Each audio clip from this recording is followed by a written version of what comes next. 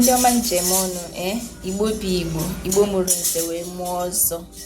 Ịma na nwanne anyị nwanyị bụ Ogechukwu okeke njaka ọka nọ na ụlọ mkpọrọ. Echi bụ maka Ogechi. Echi bụ maka Ogechi. Biko mana enwere m ọtụtụ okwu ga-ekwu gbasara dịsi Ogechi, but achọrọ m ka ị ga-egodi ntị n'ihe ezugo were ikwu gbasara this video. Na-echefukwana ku subscribe, comment, share ma on notification so that mgbe ọbụla anyị wetara unu ozi o megin ogbuo gbelilim nekwe na ozi na-ewetego n'ozi na this channel. Mgbe ya gazieru nne n'ezi video ahụ. Today is 7th of July 2025 and tomorrow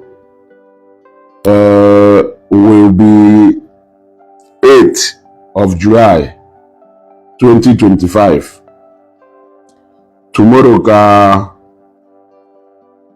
Ogechi okeke njaka ya appear na court again. Share this video. Moram na memeta network ofuma ebe a. I think na network na-enye nsogbu ebe, but as I can manage use oye we run all this program the best way I can. I don't know na if somebody tell me yes. I don't know na if yeah, again then thank you very much my sister. Thank you very much. Etu ikwu ko esile. Share this video, click on like and love. All the lovers of Ogechi okeke njaka, share this video, click on like and love. Tomorrow our sister appear na court again. Actually, this people know to a certain number here before I continue.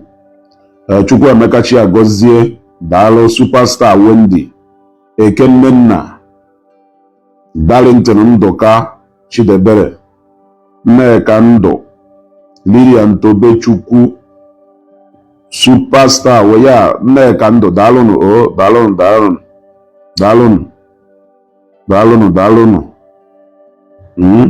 Fabian Chika. So also if Ogechi need this time strength here, you oughta go. What she needs now is our strength. Like I said last time, contrary to people,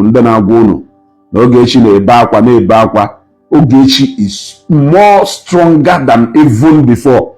You oughta go. Ogechi is even more stronger than she was even before she was arrested. You oughta go. This is what she wanted for her. In fact, this is all that she wanted. And if you are a lover of Ogechi, let me tell you, if you are a lover of Ogechi, if you say that you love Ogechi, this is not the time to be a coward. This is not the time to become a coward. This is not the time. Remember that this matter go on for 7 years. I am sure that you will want this matter to be put to rest permanently.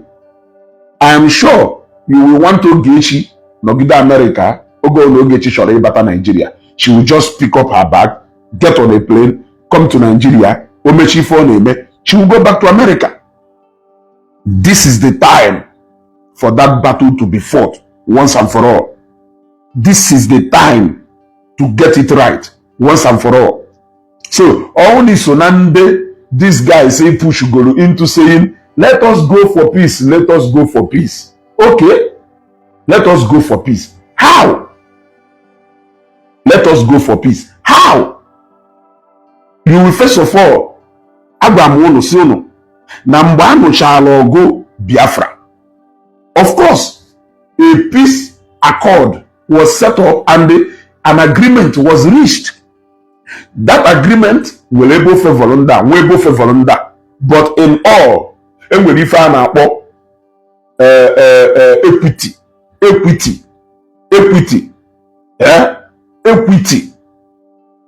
in balancing that agreement. And it was ended with no victor, no vanquisher. So somebody gonna end a moku, the person why not ready for peace. The person wunya may push you for peace. In fact, the person wunya cholo can push you for peace. Now the question is, you will first of all look at this peace. What is it aimed to achieve? Is it meant to suppress? Is it meant to settle? Or is it meant to balance? And if you look at the way and the manner they are looking for this peace, you will realize that the kind of peace they want is the type that is going to suppress somebody and make somebody to be quiet. You want to go? And make somebody and that is why all they want is for apology, name apology, nana. But as a lover of Ogechi, I am here to tell you that if truly that you love Ogechi, what is going on right now is what is needed for this matter to be buried once and for all, so that tomorrow Madaya does Ogechi Kobi, Nyabia Nigeria, Ogechi Kobi, Nyabia Nigeria, Ogechi Kobi, Nyabia Nigeria. Don't know if you are getting me. So what you need as a lover of Ogechi is to be strong. As for Mua, Ebrugomo Bimpume Doi, Ebrugomo Brukute, Doi, Ebrugomo Walago, Erotago, Anwana Boybo, Natami, Erotago, Onye Etiaka Natipa Buaja, Okerificho Yitite. That is the position I have taken in this matter. As far as Ogechi Serenocho justice, remember, Ogechi shall justice, Fama shall justice. So it is left now for the court of law to determine the justice instituted for the both party. So tomorrow is another day for Ogechi to appear in court. Ebudon TV, my brother, I greet you. Tomorrow is another day for Ogechi to appear in court. And we hope that tomorrow will be good news for us. You know that? We hope that tomorrow will be good news for us. My happiness is that Nandefa no Ogechi na-eme Amalugo no Ogechi aburo just, you know, they have spent a lot of money. You know what? They have spent a lot of money. A lot of money has gone in this matter. And the only na half no Ogechi just once hire just go gufuo. They won't be spending such kind of money. You know what? They won't be spending that kind of money. Are you getting what I'm saying? Like I repeat, no na Ogechi will just ofe ya hakulu ekupu. They won't be spending what they are spending currently. They know what I'm talking about. I don't need to tell them. You know what? They ife nesi ha na ahụ apụ. Ife Ogechi na bosse ha na ahụ. Ife ha na ewufu. Ego ha na awufu. You know what? I don't need to tell them. They know. They know the sleepless night, the fear of the unknown, because they don't know what is going to happen next. You know what? So let it happen for a reason. Let it happen for a reason. Ogechi okeke njaka is going to be in our midst very soon. You want to go? Then, if you this is perfect. You want to go? This is perfect as far as I'm concerned. At this point, what is happening is needed. Go as for Nasero, go to Abuja, go to Abuja, go to Abuja. The best answer really for you is that I have no reason to be in Abuja. You want to go? You want to give now? I have no reason to be there because Ogechi will be the best squad only for this case. So why should I be there? Why should I be there? Yeah, Ogechi will be the best squad and the best team only for this case. So what am I coming there to do? If I want to come there, I can come. If I don't want to come there, it's none of your business. What is important is for me to do what I I feel I should do for my sister Ogechi. You know go. So ngwa na ozikwa ngu na ebe akwa I want if you eme ngwa na ebe akwa upon na unu kwuru na unu ejidego Ogechi kushie na net yet ị ka na ebe akwa kedu ka ọ ya aduzi na Ogechi pụta. So ọ bụrụ na ị na-ebe akwa ịghọtago chetakwa na ị na-ebe akwa reserve nke ihe ebe na Ogechi pụta because ọgwụ ma ọ ya pụta ịma na ọ ya pụta ego niile a na-eri iwu ka a na-ewest ego ekwugo si were kene ga jee n'Imo steeti gbadata na South East were ga empower ụmụ okorobịa instead of ide west this morning. You want to go? Instead of ide west this morning. And I want you to understand very plain that if you like waste the whole money you have, Ogechi may not be spending. Ogechi, let me put it this way so that we will understand. And they spend even 10% of our money. So have you not seen? Have you not seen? You are spending millions because you want to have Ogechi behind bars. And Ogechi is not even spending up to 10% of our money. Yeah? That is the kind of love she is enjoying from people. Yeah? I am telling you, Ogechi is not even spending 10% of her money or even any of her money at all. But you are there emptying your pocket because you want to keep Ogechi in detention. But Onya Hile Mefa, he is not even spending even 1/10 of her money. According to Abacha or Sago Mile, who for Seva the ego, Bulu the ego, Butu Seva, the ego for the ego, and the man, no go Ogechi or Yapota, no Gapota. So why are you wasting that money? Go need to tell Ogechi. That is why I am wasting ego now. Go need to tell Ogechi. Eh? So millions of naira be equivalent to so all go na ndem mmadụ na-akọrọ gị akata need to tell Ogechi need to tell Ogechi ị na-akpụla ọniha ebe akwa ego ahụ ọniha ebe akwa ihe akwa alịrị ego ahụ ị na-ewufu in millions knowing full well that onye go na na-eme ife akarịgodo na yo by not even spending by not even spending even her money. And yet, equal representation as you. That is number one example. That is number one example of Ebunya. Yes. Why calling for donation? That is exactly what I'm telling you. Owuluna nesele na Ogechi wu a nobody. Na mmadụ niile hitiri Ogechi. Who are those people donating those money? Who are those people donating those money? Ọkwụna onye nwere credibility nwere ike ịkpọ for donation people enye. Imagine where mama wezugo nwere case spend on my money, people but I spend their own money for me. That alone will be a comfort to me. That alone will give me strength. That alone is a motivation on its own. I can only begin to think when everybody abandons me. As if I'm here, I have been abandoned though. But where I enjoy, look, let me tell you, umwero support mmadụ yenye karịcha n'ụwa karịrị mmadụ iwu n'ege. Ndị mmadụ na-ekwucha siokwu isi onye ahụ put your money where your mouth is ọgba ọsọ. Imagine okwu mmadụ kwuru ekwu n'ọnụ igwe were ego utie ebe ahụ okwu ọnụ ya ọgba ọsọ onye kwedu were ego ebe a ka okwu ọnụ ya. Ịghọtago? So when you find yourself that even in the time in on a trouble, when you don't have that freedom to command and people are still running around willing to support, it is enough. Because na ndị Igbo kwuru okwu sị na nkwudoro oke ọgụ.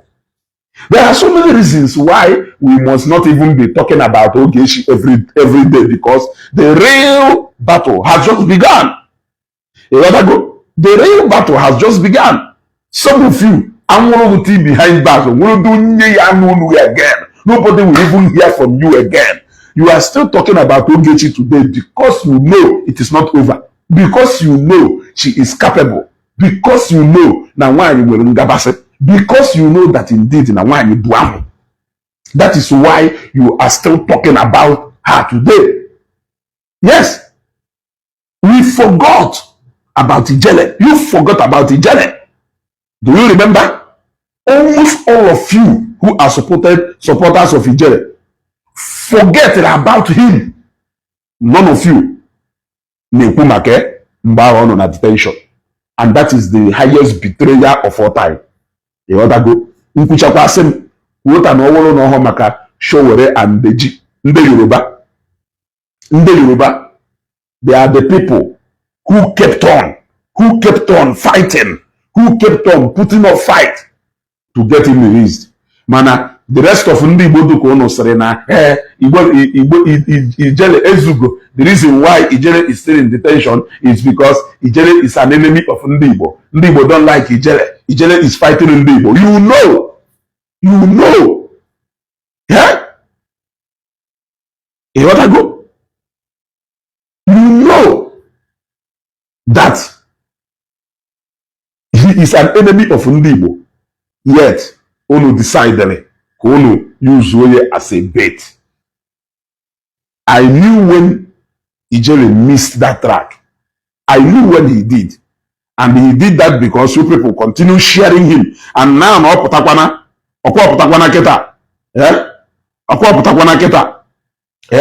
Recruit again. But I am not here to talk about him anyway. I am here to tell people, keep your hope alive. Okalesia, for a reason, is coming out stronger. She needed this fight on now. She needed it. I want you to know. I want you to always have this at the back of your mind.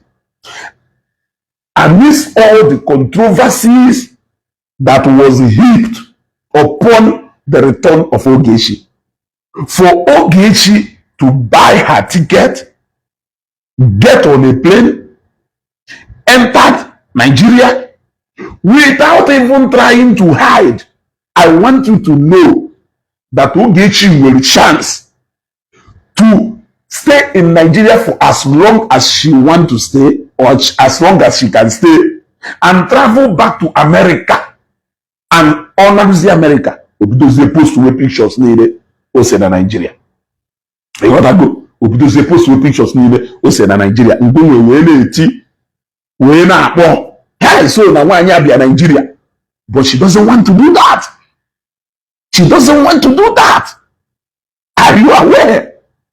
She doesn't want to do that. Every single thing in her suggested, Ogechi is not a baby. She knew. Ogechi show ya bata. I have said it countless times. Go on in America actually Ogechi. Are you a citizen? You are not a citizen. Money in America now to get on American passport or one in a chacho. You want to go? Now to get yoku. If she wants, Mama Ogechi and Nigeria. Papa Ogechi and Wana. A modern relative Ogechi non Nigeria. What it means is that if Ogechi likes, she can spend the rest of her life in America comfortably well. Yes, comfortably well. That she took a decision to come back to Nigeria is her sole decision. Decision yet, because at a time you need to put things straight. You gotta go. At a time, she needs to put things straight. So what it shows is that she knows about all these things that are happening. She is not ignorant of all that is happening. But rather, I will say that these people played into her trap. Yes, I would have been surprised no Ogechi batara ife emero. But what it means is that these people played into her trap. You know that good? Oh no, in America now, probably there is nothing you can do. But she came back to Nigeria, came back to East. You know that good? Came back to East. Look, let this even be a lesson to some of you. Biobodo iwa da anata. ma ndị n'ime unu nwere akwụkwọ ha na-ekwu maka ndị nwe ha akwụkwọ ha ga-eji wee bata na-awụ ọkụfa akwụkwọ ha ga-eji wee bi unu. But some of you na America, ụfọdụ no America nọrọ Europe nọ so many places, ụfọdụ n'ime unu anọrọ comfortable ebe ị nọ, but akụkọ ebe na Nigeria ọ na-agbaga agba na ntị.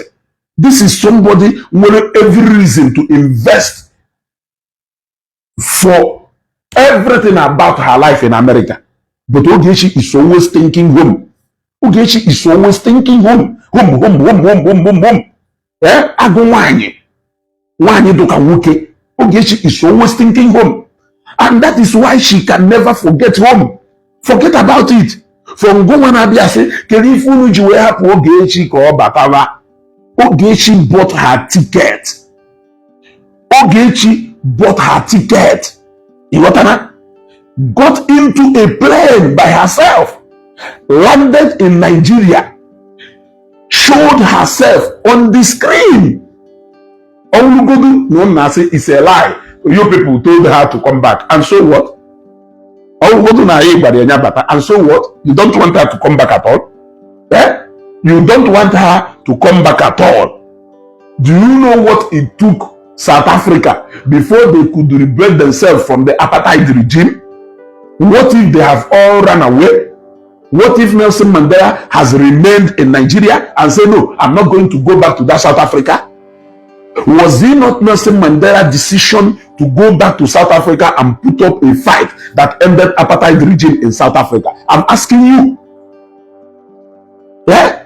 Was it not the fight that people like Zeke, Africa, and the rest of them put up that ended a colonial rule in Nigeria? I am asking you. So you want one or two people,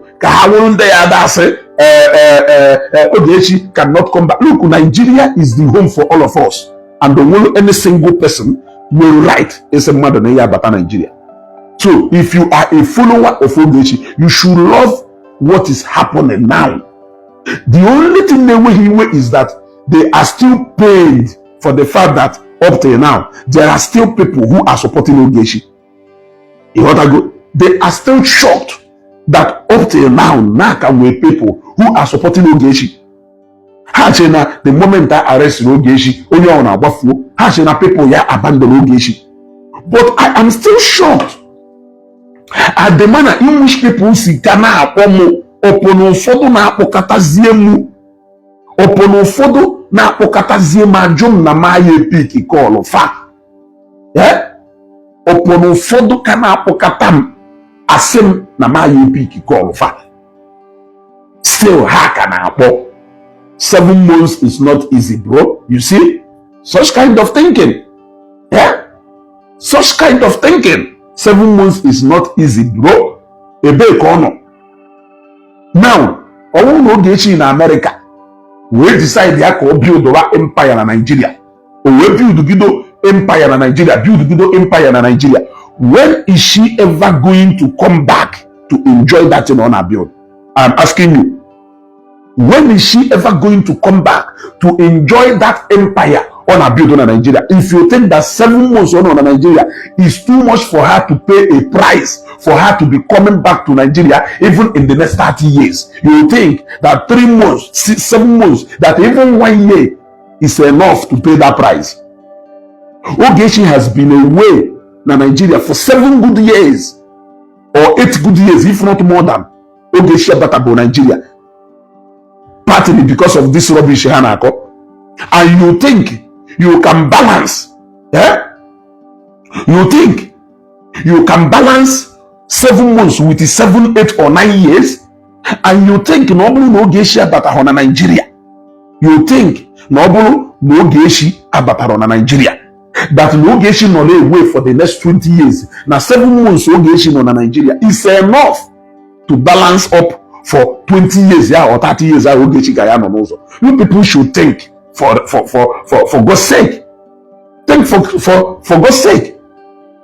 You haven't even said, okay, only no Ogechi is not guilty. Let us even assume that no Ogechi is guilty. Let us assume that no Ogechi na Ogechi is guilty. Are you aware that the sentence of Iba is just 2 years? Are you aware that the sentence for that the same Ifa had there is 2 years? 2 years like this, and the out of the judge discretion, he or she can even decide to give it 6 months with community service, or maybe 1 year. What if she wins? Either ways, whether she loses or she wins, it is a win-win situation for Ogechi, because she must have ended up securing her honor in Nigeria permanently. Tomorrow, nobody will say, Ogechi, Iyabatakwa Nigeria again. Ogechi Batona Pagari. So, if you are still not seeing Ogechi's decision to come home to face this fear as a bold step and a commendable one, then I don't understand if you don't. That will never know. Man, look at us, man, or Zambia permanently. Man, that is not Nigeria. Eh? Man, that is not Nigeria. Can you find that as laughable? Even na tazira fufu opasere na akunu uno okwu ebe osi, so akụ elughị uno kedu ife na aka akụ? That is the question I'm asking. So ọwụrụ na ni believe na Ogechi made the greatest mistake of her life by coming back to her father's land to come and face her fear. Look, this is the only place you can call home. No matter what you do in this life, if I want to make okay, buffalo from ever, rather, ya wurunke ya womeru na Jamaica, Nigeria. Ogechi came back home to set the record straight, because this is the only place where you need safety when the whole world has fallen apart. Yes, when the whole world has fallen apart, this is the only place with that kind of security only. Yes, and she is always thinking home. Ogechi Megalalam, Nigeria. Ogechi Megalalam, Nigeria. Yes, she has. Have you think of bail bond? I grant you Ogechi bail this minute. Ogechi na apota the next second. I am telling you. I grant you Ogechi bail, which definitely tomorrow, next tomorrow, she must be granted bail, because you cannot continue to keep her there. Yes. You cannot continue to keep her there. Yes. I grant you bail today. Ogechi na apple from a bar. I can assure you that. Manogo Makaya grant you bail. It must happen. You will only regret wasting your money. You will prove one abala. Or you will prove only wodogu. You will only regret later. Oh, Ogechi ya potapa. Maka Ogechi putaziringa. Koya paralizi no fumano. Oh, yo putaziringa. O paralizi no fumano no. Urizie swag we pota. Urizie ebube niile we pota. Nke ahụzi nke anọkata ekwuo na onwe ndefuru ya na Mkpologwu street, na onwe ndefuru ya na Odekpo Ọnịsha. Na nke ahụ na ọ nọrụzie na Mkpologwu street, ọ gbaizie kamera live ịmara nọ na Mkpologwu street, ọchị ịga meet and greet, ọ kpagharịa meet and greet ndị mmadụ ọfụma. Ọ chọọ ije nọrọ na back ndị mmadụ, ọ mgbe ahụ ka Ogechi ya wụzi the real celebrity unu need, because a lot of people and do go aware about this case Ogechi. So when Ogechi finally comes out, she is going to consolidate, write her name na the book of marble. I thank all those people who has succeeded in trying to make Ogechi to be more popular, and I'm sure she is going to utilize that opportunity perfectly to the benefit of you and me. Remember, Ogechi were NGO. This might be the time for Ogechi to push her NGO to the greatest height. So, as a follower of Ogechi, I don't want you to be blackmailed into having self-pity because of Eva Hanako. Forget about them. Forget about them. Forget about them. And now we born Neko. You federal government. And Neko. Eh? The highest place. The highest place matter you na court. Oh, na matter na police. Asim okay. Mana, okay for court. The highest place in matter you end the up na Nigeria. Na court. Oh, na go na mmadụ kpegide ikpe ahụ go court. Okwu ebie na go na mmadụ kpekata ikpe ahụ go court. Okwu ahụ emebinya, okwu ahụ end go. That is the highest place. Because when I feel good, go one or two, we delay the process. You can only delay the process only but a while. Maneba who a lasting place. And definitely, Ogechi is not a nobody that she can be forgotten gone on a prison. So for as long as that all the hairs that are together, working tirelessly day and night, with the strong legal team honor, you are only going to waste your money for a while. Whatever thing you feel you need just to punish her, to delay the process, you are wasting your money. You cannot do it for a long time. You cannot, in fact, you cannot sustain it. How can you be wasting your money on something that is not sustainable? Rather, push for a permanent something. If she is tried faster and she is found guilty, she will be sentenced to prison. That one will a permanent remedy. Are you not getting what I'm saying? That one is a permanent remedy. Olusioza is convict with pride. Mananka need the prison on detention order or whatever thing. Very now, gara. Very now, initial gara call. And now, I will go on okay, pota, okay, buy your time, pota. I will go after anybody who bully me. Yeah. And they go to good now. I will go after anybody who bully me. Egosi akpụkpụ. Egosi ife agba n'aka. Egosi akwa. Egosi akwa.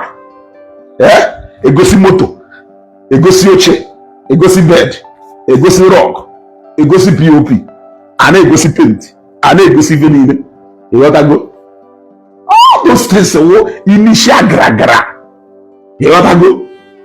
Initial gra call. When you feel ogechi, in fact, if you are a great man, mba arrest Matthias. Matthias said that if you have not been arrested in Nigeria, you are not a man. Well, say, oh, so na indeed.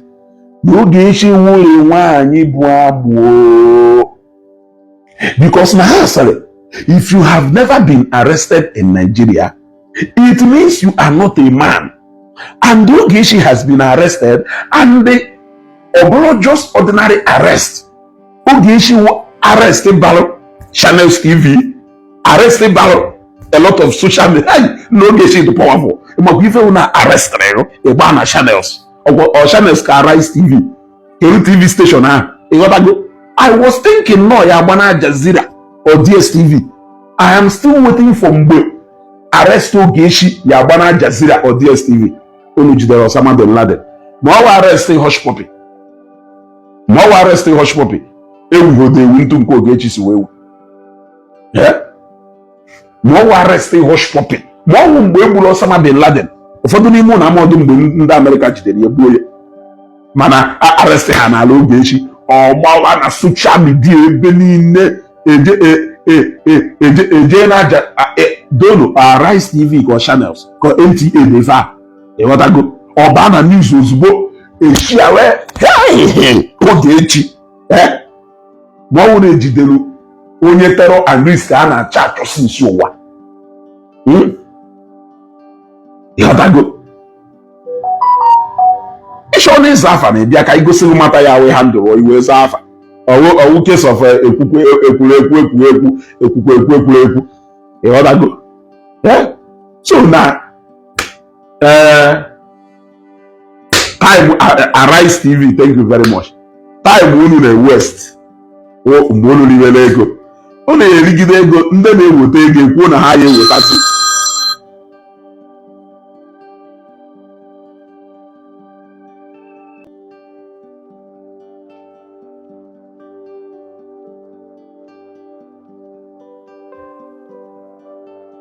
Okay, AIT,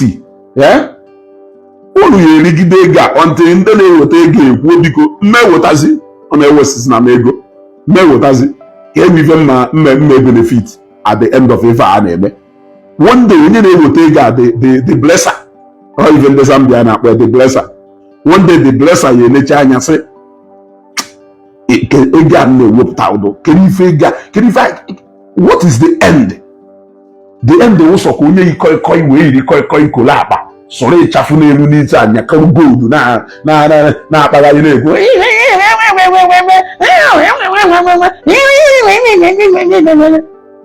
sọsọ nya the end yiri akpụkpọ na akwa yikọrọ gold, yiri akpụkpọ sorie ha etu ịghọtago, yiri akpụkpọ sorie ha ka ha gụrụ n'elu fọdiki sọsọ nya the end. Ọ ka na-egosi gold na-abatago na shop ebe a na-ere gold na Dubai dọlara ala nenecha metụ ndị mmetụrụ aka. So nchọkwa inene gold taa eje na shop ebe a na-ere gold nweje nene gold, ọ wụrụzie n'isi na family ebe ịnwahụ ndị na-eyi gold ma wee nwere friends ndị na-eyi gold ịghọtago. Nnụkịta nchiri gold ha nene yie ya eyiye were ese ma foto were ese ma foto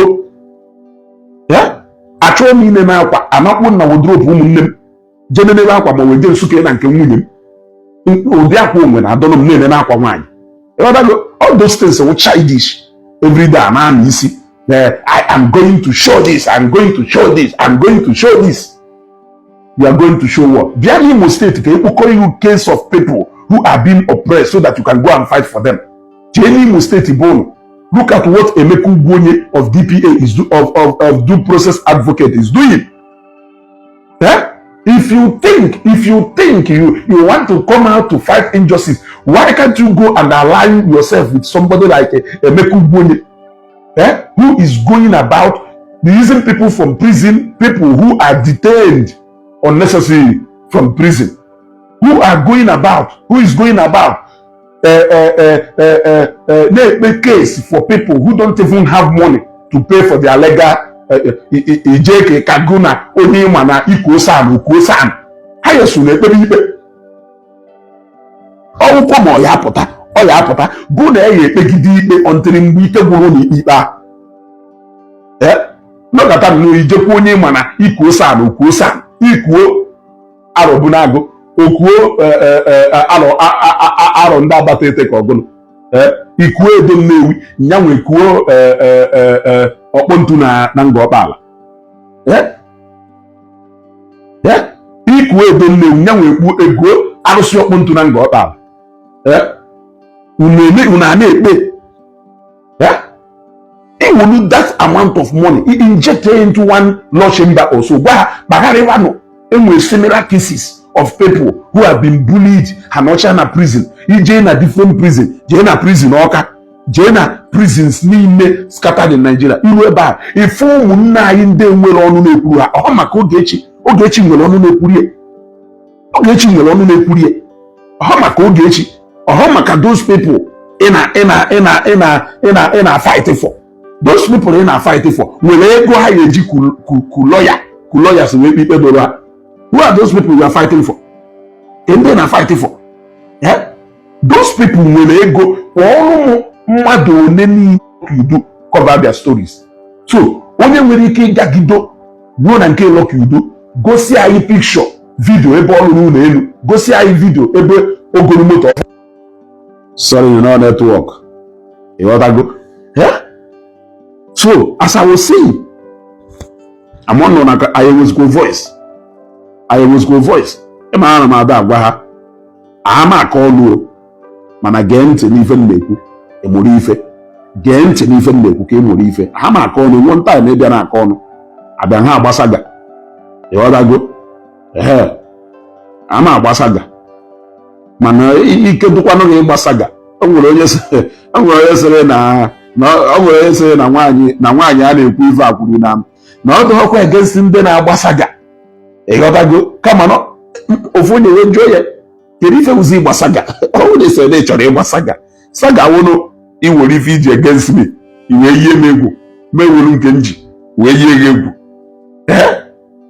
ọ na iwere shatị mụ na gị wepụta ya n'iwu akwụkwọ ọ onwe ife njikwa against you ewepụta nya n'iwu akwụkwọ your aim is to humiliate me my aim is to humiliate you ịghọtago onweghị ife ọzọ so ịmarụ na ihe onye saga wepụrụ ndị saga ọnụ ha gbaba ha understand the rule of that game. I don't understand that. You don't understand that.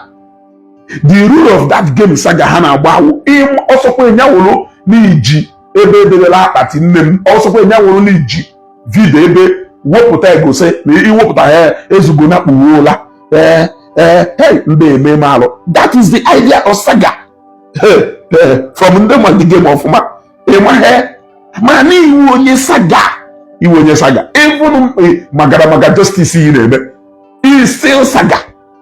It is still a tool for saga. That is why you keep on recruiting those people. You keep on recruiting those people. So when you meet munu like you do ma how many million followers o nwere mmadụ one na dị afifi na-eme ọkwa video ọ na-eme post o inwe 13,000 views 20-something thousand views n'inwekazi video ebe idere afọ Ogechi degide deruo enisi because the highest thing na-enye views now Ogechi. The highest thing meru iji wee do relevant today Ogechi. Imagine if this matter Ogechi gacha, who is going to remember you again? Nobody. Even all those people who has trooped to your page, made your page or the library before Ogechi came to Nigeria, before Ogechi was arrested. I never even knew about that page. I have never visited that page. And Mbaka emere Ogechi arrest at first. When I visited that page, I was only seeing 1,000 views, 2,000 views, 700 views, 600 views. But the page become fully activated the moment that matter proceeded. How long will that last? It cannot last more than LP 21, LP 75, LP 92, LP 110. Today in LP, okay, LP agago. Bugari bunu BA, CA, DA, ekana nukweta oge aha agago. Meat pie na wow ekana nukweta oge meat elechana meat pie ndị ta meat pie n'otu ọdịcha atachara meat pie oge meat pie agago. Ị chọrọ ka mkpọsịalụ those people go na ha ya ewucha the same way the moment case go Ogechi ended, it is the end. Ogechi du n'Igbo du n'oyiwo iji hụ maka ụbọchị efere ya na Ọnịcha Maria ijiri maka ụbọchị efere ya n'Opiwe na Lagos Maria iji hụ maka ụbọchị efere ya na Lagos Maria ijiri maka ụbọchị efere ya na Control Owerri Maria. So many things ihe eji wee mee Ogechi ka nkụ. That is why so many people can tell you 100 different things about Ogechi. Those people who are even saying good things are more than people who are saying bad things. The only difference is that those who are saying bad things are common enemies who has recruited themselves. You got good? So I am just trying to tell you how you are wasting time. Because now, just like Etu Sibal, no only genuine meet like you do, how many million followers has already gotten the justice social or no justice anywhere for her. With justice each year with her. Yeah? Ije Ufuego. Oh well, if her leg can carry her to Abuja, and she can also walk into a car shop, and she can also show us up store Ejego Neku lawyer that she cannot hire a lawyer for herself. Konde bi obodo iwo negotiate apartment imo ego na-eji akwụ ụgwọ. Ya ha chọọ according to ntunsi afọ ha chọọ Hekuosano na Nigeria or ha ka na seeking for. Who are you seeking for justice for? Those people you claim that you are seeking justice for, they all have money in their pocket to pursue their own justice. Yes. Just say you are fighting for yourself. Just say this is just one of the tools of your sagaism. Just say that this is one of the tools of sacramental sagaism. Or if you don't know, Makano saga they can do anything just to make sure na saga na agba naga. So I have decided to further give it a name, sagaism. You are fighting for justice. I don't want anybody who will be oppressed. I don't want anybody.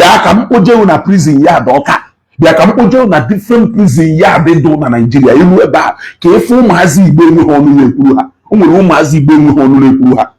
Half of money in a Western matter over people. You people simply recruited yourselves. That is exactly what is happening. To fight your common enemy, you are not seeking for any justice. At the end of the day, it is all about what transpired between you people and the ogechi. At the end of the day, if you want to fight the real justice, come ojelugunda oppress, they have a different prison yard. In fact, na 2 years abulite cases ya. Na 2 years nya ebulite case file ya. Ebulu to fuo every day every day Bugaria. Yeah? Instead of a high profile case, for example, I learned of a case. In fact, I saw it on Facebook. It was Showere and the lawyers to this guy are arrested. Ned Nwoko, the Regina Daniel arrested. They detain without detention order. Now magistrate court, according to Showere them, we detain what the guy. Whereas now magistrate court they have jurisdiction over such case. Number one. Number two, can you force him? The lawyer say the guy will file a bail application. We just submitted that file as alleged by Showore and the legal team of that guy. We file a bail application. And they were sure that it was received and filed. But the day that matter got on a court, or we will that bail application, they were here. Now, since not to go from that file, there is no need for court to deliberate on it.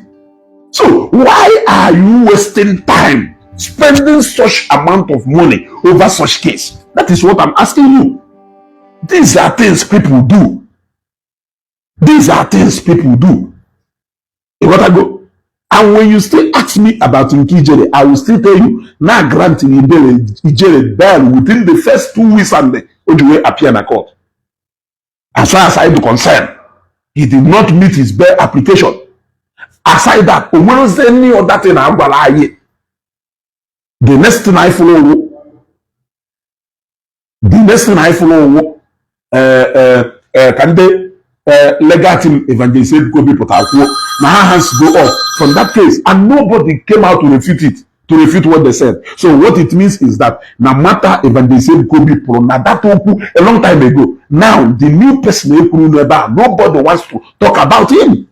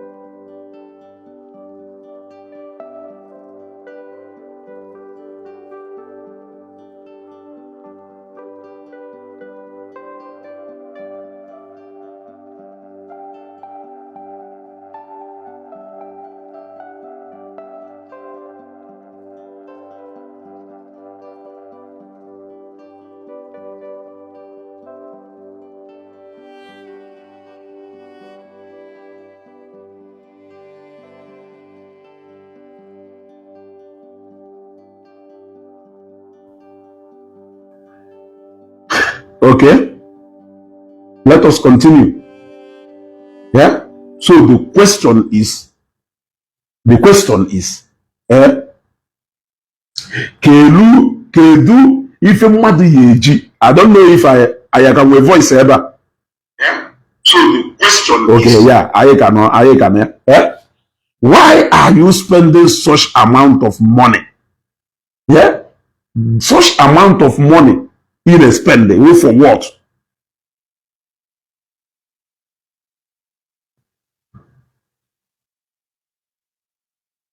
Yeah.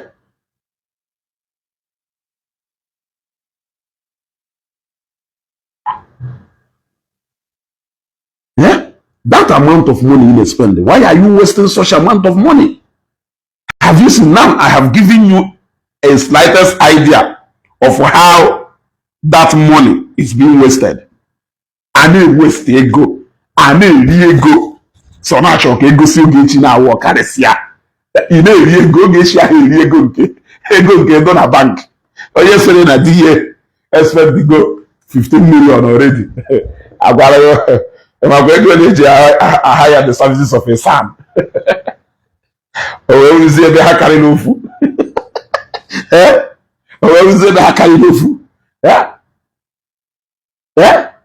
Ịmakwa ị na-adị fight bido from ukpo. Ịmakwa ebe fight ya bidoro. Eliga ego ru na ọkwara unu na-ewesti nke unu na nonsense. Ndị mmadụ a sịrị na agbakọ ọnụ nye ọmamịrị ọgba ụfụfụ. You are wasting your money. Ogechi is not losing much. I have to tell you, for the Nancy Ogechi and Obono Nigeria 7 years, Ogechi has worked in America for how many years? If she cannot afford to stay in Nigeria for 1 year or 2 years without any a matter that she has not really worked at all. Okay, here to her. So happen here. It is time to get it right. It is time to get it right. What Ogechi needs is our moral support. She is strong. They have done everything possible to break her. They want to see her crying. They want to see her tears. They want to see her crawl on her knees. That is what we cannot allow them, because it is not happening anywhere. Okarisia for a reason. Afubu nwanyi bụ Obiagu ka Ogechi. Ogechi bụ Obiagu. Ogechi karaka. Ana m agwa eziokwu. If how strong that woman do, you know, you will say, Okeri or Bala na agba n'ime onye aka o mmiri. That you will or Bala. If you go see a gani ona baka n'ime court, or now walk in inside the court like a boss.